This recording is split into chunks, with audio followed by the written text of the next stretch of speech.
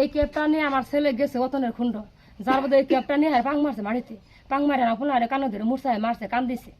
কান্দনের পর আমরা দুই শরীর গেছি, যার বাদ অতন হতো আমার হতো মুখামুখি, অতন আমার মুখামুখি করে বিএমবি সুদ্ধা সময় করে ভোরে করে আর খুন্ডে খুন্ডে ক্যাব দেওয়া দেড়া আস।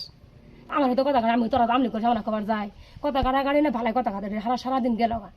যার বাদে সকালে 7টার ঘটনা, যার বাদে রাইতে আবার আমার ছেলে মানুষ আইসে, আমার শ্বশুর আছে, স্বামী আইসে, কইছি ওরা আর খোকার চার দোকানে কবার গেছে, কবার গেলে করে উনুকে ধরে হারে ইতিমতন মারছে বলে করস বিএমবি আমার এখানে আবার ছাতি ফরকায় ঘুরস কেমনি যাবো আংখুন্ড জিরে দেখা নেই আংখুন্ড যাবো কে পরে এলে নিয়ে হাই রে কাজে না কাজে ধরাধরি করে মারছেন করার আছে ফালাই দিয়ে 8,000 টাকা আসছিল, একটা টাচ মোবাইল আসছিল, নিয়ে নিছে নতুন নোংরা ফাড়া বার্তা করে আলাইছি রে। কে নিয়ে নিছে?